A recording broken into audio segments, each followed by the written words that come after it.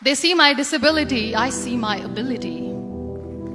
They call me disabled, I call myself differently abled. There are some incidents that happen in your life. Those incidents break you, deform you, but they mold you into the best version of you. And the same thing happened to me. I was 18 years old when I got married. My father wanted me to get married. And all I said was, if that makes you happy, I'll say yes. And of course, it was never a happy marriage.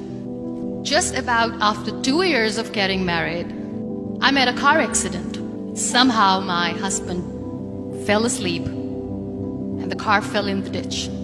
He managed to jump out, saved himself. I'm happy for him. But I stayed inside the car and I sustained a lot of injuries. The list is a bit long, don't get scared. The wrist was fractured. Shoulder bone and collarbone were fractured. My whole rib cage got fractured. And because of the rib cage injury, lungs and liver were badly injured. I couldn't breathe.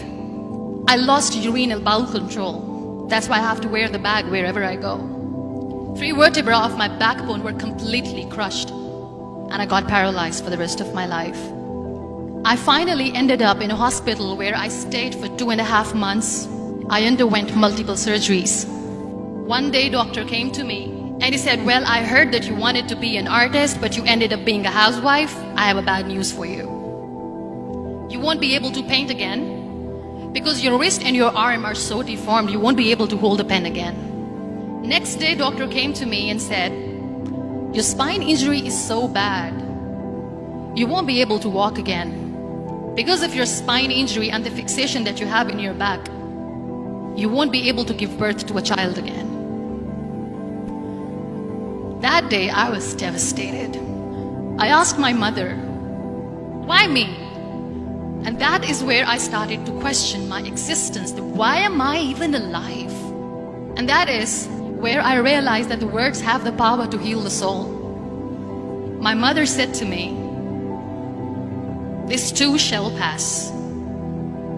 God has a greater plan for you. I don't know what it is, but He surely has. And in all that distress and grief, somehow or the other, those words were so magical that they kept me going. One day I asked my brothers, I know I have a deformed hand, but I'm tired of looking at these white walls in the hospital and wearing these white scrubs. I'm getting tired of this. I want to add more colors to my life. I want to do something. Bring me some colors, bring me some small canvas. I want to paint. So the very first painting I made was on my deathbed, where I painted for the very first time. It was not just an art piece or just my passion. It was my therapy. And then I was discharged and I went back home. And I went back home and I realized that I have developed a lot of pressure ulcers on my back and on my hip bone. I was unable to sit.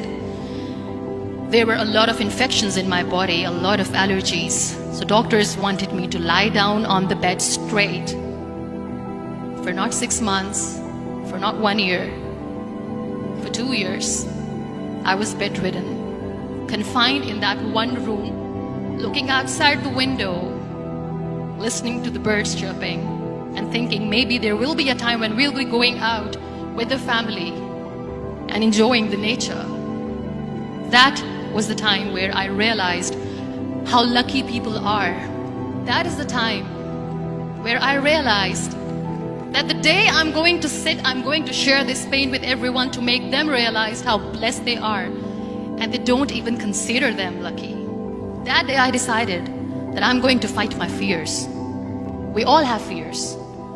Fear of unknown, fear of losing people, fear of losing health, money.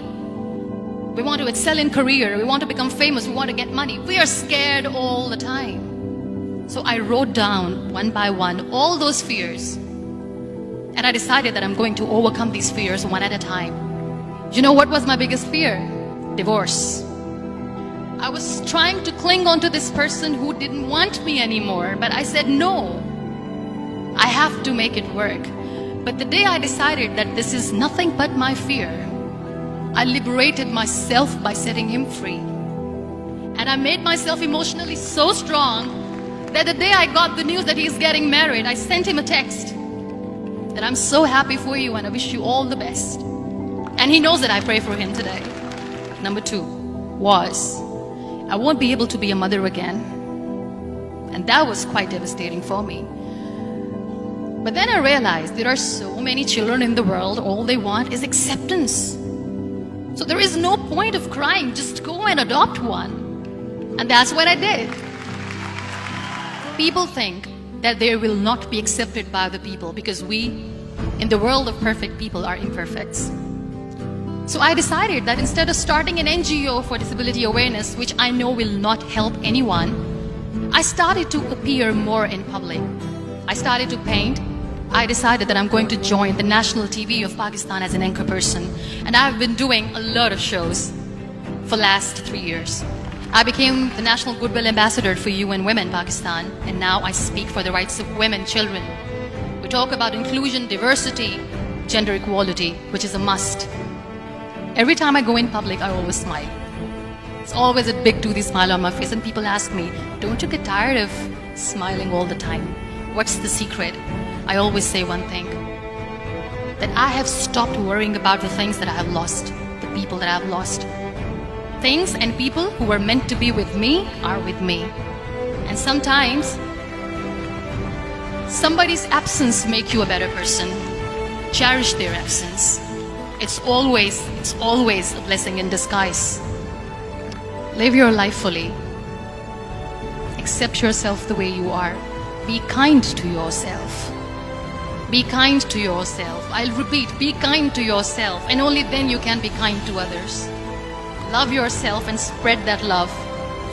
Life will be hard. There will be turmoils, there will be trials, but that will only make you stronger.